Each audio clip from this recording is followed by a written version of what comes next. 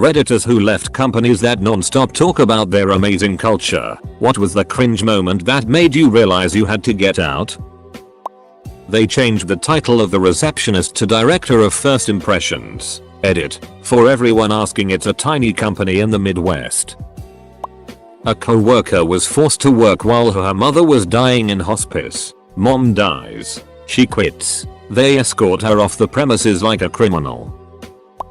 Not my company, but a company from a neighboring building. They had an entire area devoted to football, pinball, billiards, console gaming, and video booths on the ground floor, and it was clearly visible because of the glass windows on street level. Oddly enough, nobody ever used them, and the place was almost always empty save for a few people who use the internet kiosks. When I learned a friend worked there, I asked why nobody would want to take the opportunity to use the awesome looking recreational facility. He told me that people who do use the facility often found it used against them during performance evaluations, even when their use wasn't excessive at all. After a while, word got around and they started avoiding the place altogether.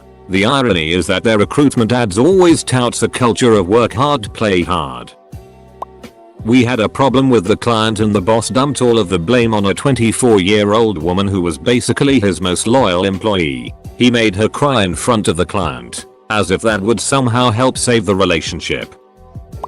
When I went to firm drinks in a public bar and the firm's fun committee handed out song sheets and a choir of employees led by a bad guitarist sang a song about how great the firm was to the tune of "Of Course I'm Happy," we were expected to sing along. It was at that moment I realized I was in a cult. Bought out by an equity group. New president on call with thousands of employees says, "We have two kinds of employees, those that work a tremendous number of hours, and those that should find another company to work for." I'm in management and we just got the message that bonuses for the last financial year were severely cut across the business. Probably going to receive 30% of our total potential at best. Then attended our financial end of year results meeting the next day to be told that net profits were 18% up, nearly 1 billion total, and the best performance in years. All thanks to us. Okay, planning on leaving now. Edit. Cleared up the 30%. Lush. When we couldn't say bathroom on the shop floor and instead had to ask a manager for serenity. Treat every dollar like it was your own. Yaha. Right after we went well over targets for the entire year and then was told a Christmas party wasn't financially viable because expenses. It's one of the biggest hospitality groups in Australia, BTW. When I took a 40% pay cut, with no change in workload, by being moved to salary. We treat our employees like family, ignores harassment claims, hires from outside the company, refuses to give out decent pay, will write you up for doing overtime, but the CEO just bought himself a new BMW. I hate that place. We, management team, spend months working with a business coach trying to collectively come up with meaningful core values. We devoted a ton of time to it and really tried to decide which direction we wanted to take the company culture. Everybody agreed on teamwork, reliability, a couple others that I can't remember now. And then one day the owner came in and called a meeting. He sat us down in the boardroom and told us he spent all weekend brainstorming and had decided on the core values. They were meaningful, ownership, neighborhood, engagement. Does anybody see what that spells? He literally wanted it to be money and just came up with words that sort of worked the way you do in elementary school writing your name poem. He rebranded the entire company from t-shirts with giant first letters and smaller letters for the rest of the word straight down the arms, to plagues, wraps on the cars, every duckin' thing. And that's when we all knew it was going to get bad. Money is great, but it was mortifying driving around with that plastered everywhere. This is what the woman who interviewed me said. "Here at Cheapskate Architects we don't often do all-nighters for our customers, but when we do, it's a real pizza party. Also we don't pay overtime. We do it for the love. And your wage is $22K even though you are an architect. And also I won't be there because I'm HR management because I'm married to the director. Yes, we need an hour depth even though there's 3 employees." My last job was at an independent school in the UK, the wealthy type.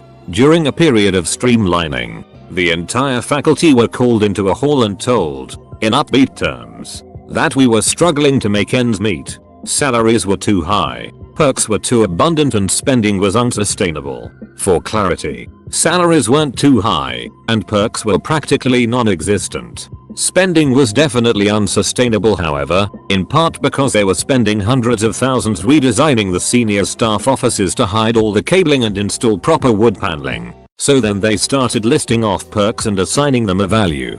For example, free parking. Well, know it, the school has a lot of land and isn't in a city. Why would you charge? Secondly, nice surroundings. Well, again, know it, that's part of your marketing appeal. Long holidays? Nice try. But I work all holiday. They didn't even get as far as telling me what they planned to do with my job and pay. I was gone in less than 3 months.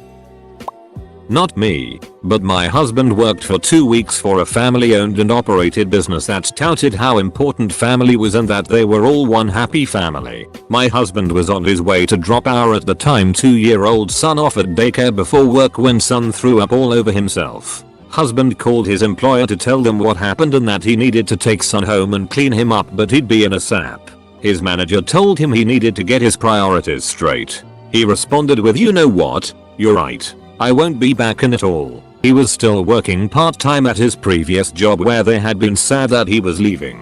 So he called them and told them to put him back on the schedule full-time. The family business is currently in the process of liquidating assets before going out of business, and I cackle every time I drive past it.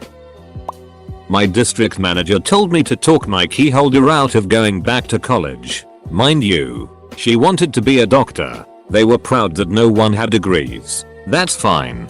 But I'm not working 45+ hours a week and mandatory holidays just to sell some shoes. The loyalty my co-workers had was so cringy. They didn't understand how we were being taken advantage of because we didn't get our degrees. Anyways, F you. Going back to school was the best decision I've made. This happened a couple of weeks ago, when HR sent out an email to management, excluding me and about 2 other people, telling them to fraudulently leave good reviews on Glassdoor and to coerce others to do the same. Edit. I'm not exactly on a throwaway, so I'm going to refrain from mentioning the company at this time. However, it looks like this is a common issue and there needs to be a better way to call this out. Had a wall of crazy where the CEO wanted to spend $20k on cool and G stuff for the office and staff could make suggestions, slides, beanbags, napping pods, etc. Project was scrapped when the top suggestions ended up being desks, chairs, working heating, working Wi-Fi, health insurance. Edit. Not American or Swedish. I worked at this business that was real keen on telling everyone they were like a family and chastising me for not going to company parties etc. But that also refused to pay overtime and expected me to work late 2 or 3 times a week, as well as doing a 14-hour a day twice a month for stock take end of month. Apparently because we're a family, we were all expected to chip in on the big days, except it was literally just us bottom tier workers who had to stay late. I quit that place and never looked back. When I started actually working on the floor and management was nowhere to be found. I worked at bank and one of my colleagues was stabbed 30 times by a customer. I was completely shaken. The next morning we were taken into a big room and made to sign a document saying we wouldn't sue them. If we didn't sign, we'd lose our jobs. Also, my colleague was stabbed only a month after they got rid of our security guard to save money. Edit. Since so many people have asked, he did survive. He lost an eye and now limps. But he's alive at least. Edit 2. Bank is essentially British Home Depot. When our university's VP explained that the goal of every tenured faculty member was to write enough grants to pay our salaries and replace us with TAs every semester, ideally every undergrad class. Also, we'd be under a hiring freeze but could feel free to be creative and use temporary grant money to hire tenured faculty. Also, we'd all be paying an extra $250 a year in parking fees to fund a new student parking lot.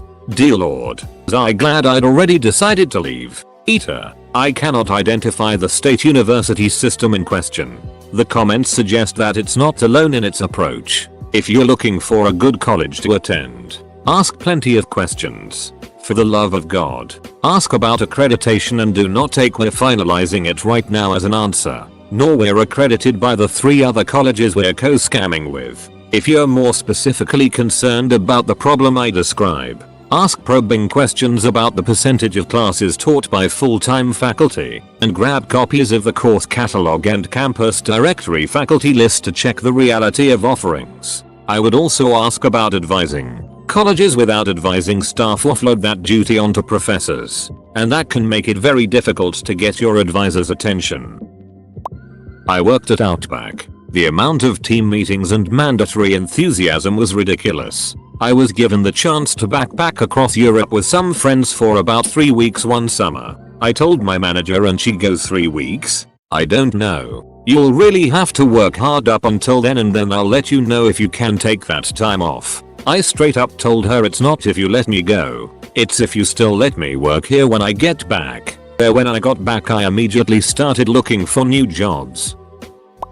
My last job was for a large cinema chain. The incentive of working there was free movies and great culture with the colleagues. This seemed great on paper. There were 5 pillars of the company, a newish thing since they were bought out, one of them being Ossifin. Now I worked at one of the largest branches in the company, with 50-ish employees at the time. Every morning before we opened the doors, the managers made us huddle together like a football team and gave us our morning pep talk. Alright guys, listen up.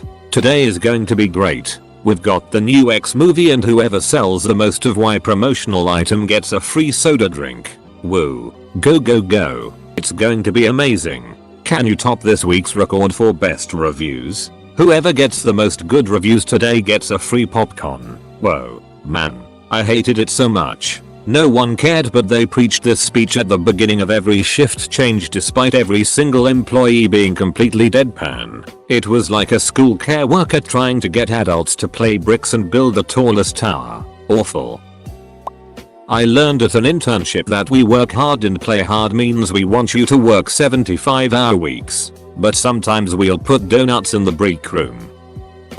When attending a management retreat, and was pressured into buying charity raffle tickets I couldn't afford. $20. The 2 people who won before me donated their winnings to the same charity they bought the raffle tickets from. They were middle management pissing match people who make $100 K plus. I made $32 K. With a young daughter, I won a drawing for $400. I literally had nausea for 2 days trying to figure out how I was going to pay my bills after my job had just moved the goalposts on some sales performance bonuses I had coming my way, dropping it effectively from $1,000 to $200. Now I'm the arsehole who's going to keep the money I won. Guess I'm not a team player. Bonus. This was 4 hours drive from home. Had an overnight stay, and one of those middle management ducks in an example of what should be on or off the clock said we shouldn't be paid for the drive to the retreat. Duck you. I was on the clock from the time I left Friday until I got home Sunday. If you're forcing me to be somewhere as part of my job, it's all on the clock. My district manager didn't like that, and I was already looking for the door. This is for Flight Centre headquartered in Brisbane, Australia, but they are a global company trading under many names. I think it's Liberty Travel in the States. Anyway, everything about the company internally screams cringe. Everyone treats the CEO like a ducking god. His name is Screw and when he takes a selfie it's called a scruffy. Ugh. And they opened a foreign exchange ATM at the head office that they called a scrutum, which sounds like scrotum if you ask me. It's duckin' ridiculous. When I was asked to sleep with a potential client, edit, the rest of the story. At the time I was in my early 20s. I'm female. Looking back I realize I had more going on looks wise than I knew back then. This was decades ago. My boss, business owner, always told us that he thought of the office as one big family. He also referred to the female employees as his girls. A new client is coming into the office. My boss called me into his office and told me he was going to give me the company credit card so I could take the potential new client out for dinner and drinks. He told me to sleep with him. We need this client if everyone wants to get paid. Nice added pressure. I said no and the next day quit. A couple of months earlier my boss had invited me over to his house for dinner with his family and a swim in his pool because he said he knew how hard I had been working. I was a little surprised that he finally noticed and thought it was kind that he wanted to do something nice for me. I get there and his wife and kids are gone. But there is a 25-year-old guy in his pool, the son of a client who just got out of the army. He told me he was trying to fix me up on a date because I needed to get out more. Like an idiot, I believed him. It wasn't until later that I realized that he was hoping I'd show more interest in the guy. I found out later that he had asked all the female employees at one point to sleep with clients. The secretary actually did. She was a young, single mom and was worried she'd be fired if she said no. After I quit, she told me she wished she had the option to quit. I didn't realize what she was saying until we talked later. At the time his daughter was around 4 years old. When I quit, I asked him how old would his daughter have to be before he asked her to sleep with clients. I thought he was going to hit me. I have 1,000 stories about working at this place. The guy was an unethical idiot.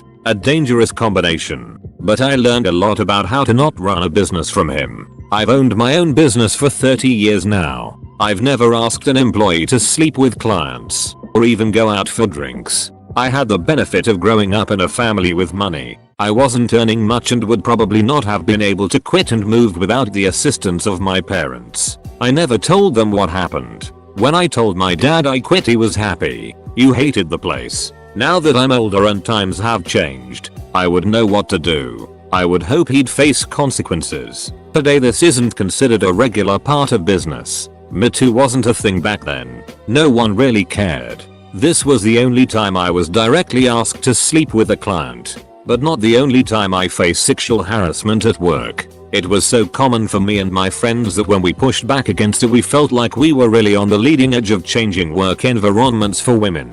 I guess we were, but sad that we needed to be. I certainly hoped women didn't face this anymore, but the recent news set me straight on that.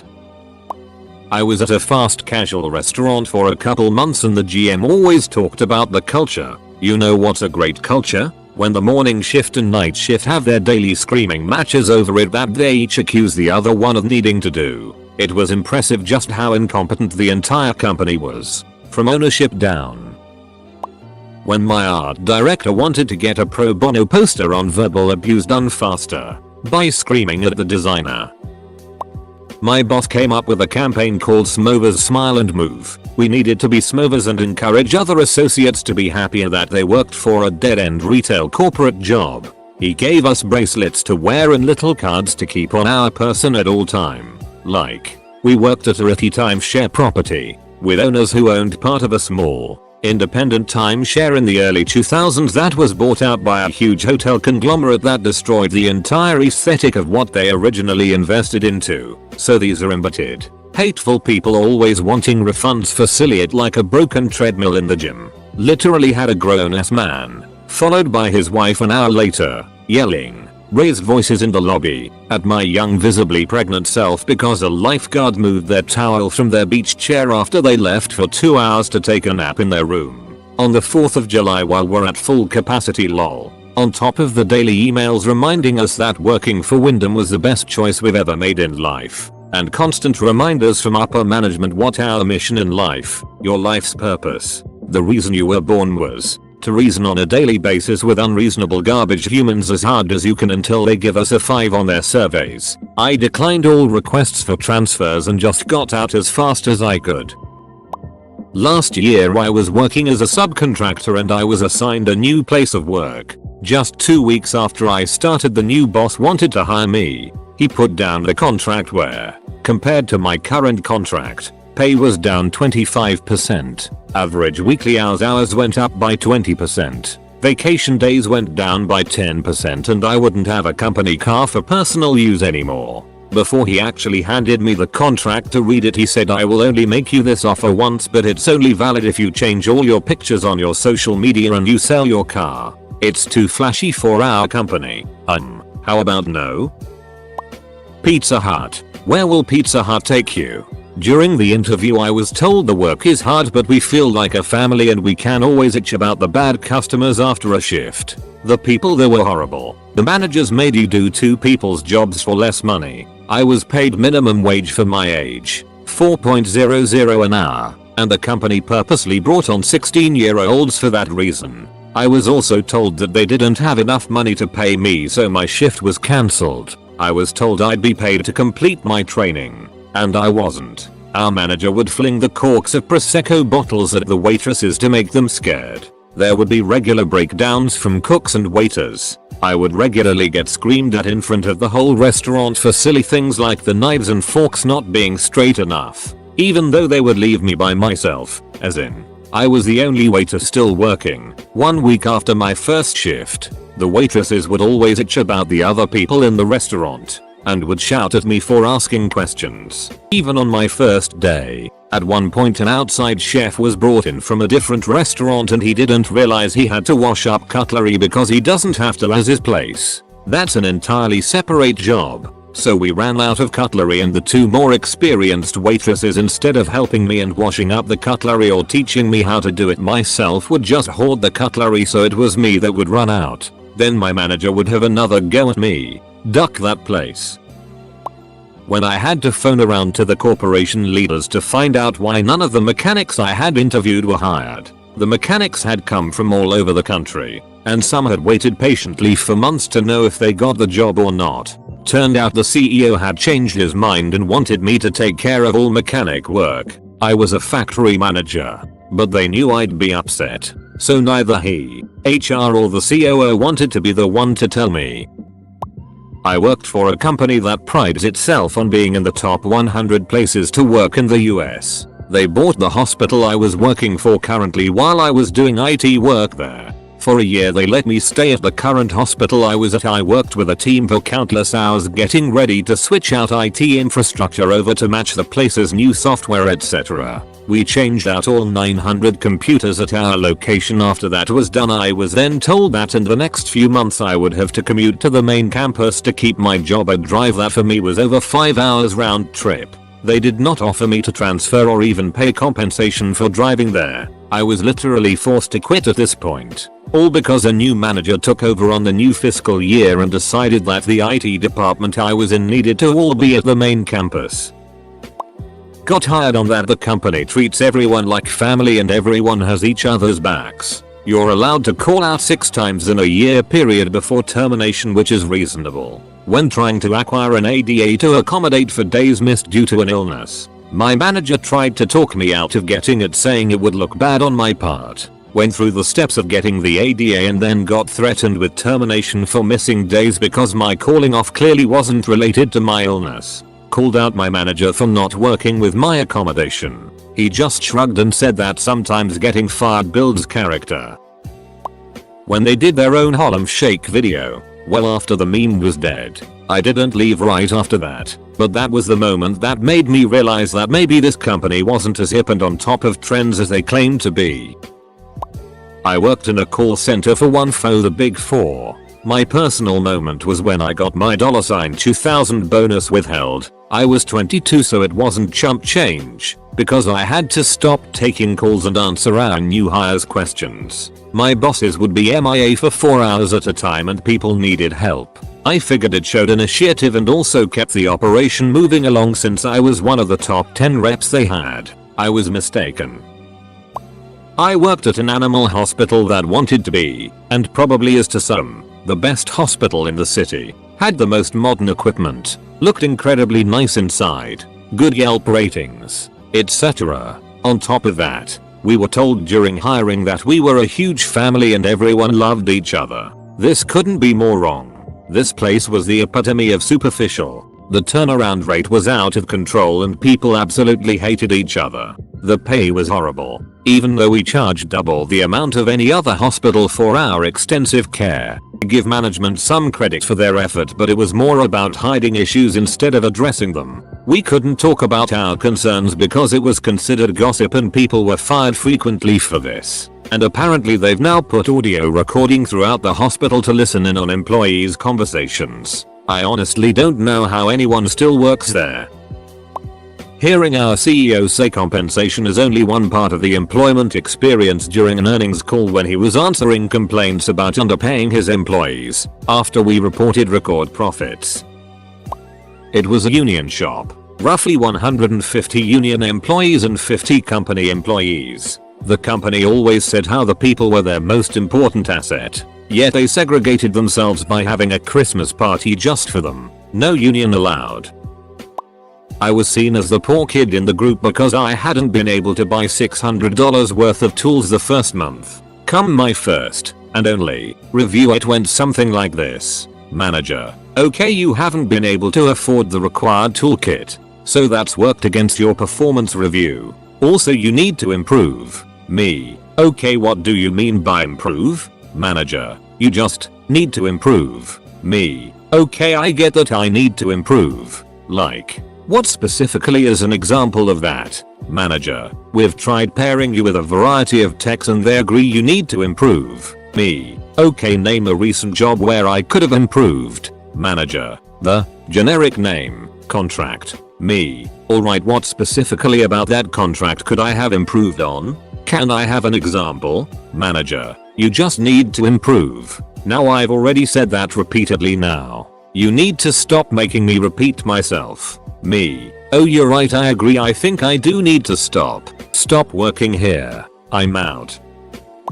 I was told by management that because I was part-time I had to work extra hours. Granted, the money was good, but the exploitation wasn't fun. Duck Hilton and duck working in hotels. It can be truly rewarding at times, but it's mostly 12 hours days working to please idiots. I had just finished a 108-hour week because a server got hacked. The server in question was one I warned them about and said it was vulnerable, and we also had no contingency plan if it went down. But a 5K server just wasn't in the budget, which we ended up getting when it got compromised anyways. So I go in and ask for some comp time. Since I'm salaried, they told me I could leave at 2-3 hours early on a Friday sometime. Things turned out good though. I left for a job with better pay and I'm still there 4 years later. I just worked a 60-hour week due to a deadline, but of my own accord. No one said I had to. My boss told me to take Friday off and not use any PTO, on his own initiative. I didn't even ask for it. When I was bullied into working 76 hours a week because they could find other managers to cover the shifts, but when I went on stress leave they miraculously managed to get all my hours covered with no one else working over 38 hours.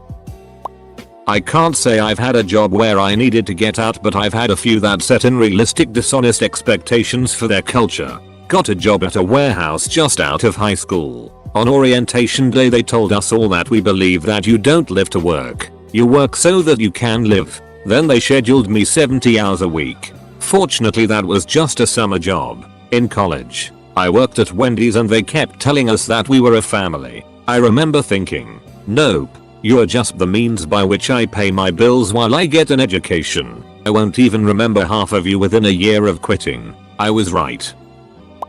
I worked at a popular travel stop oversized gas station. It's practically a state icon. They are famous for their good wages for a low-income job. There's a huge sign over every entry with the starting wages around $13 HR in a state where minimum wage is $7.25. Customers think it's a great place to work. They literally fired a girl for having a stroke.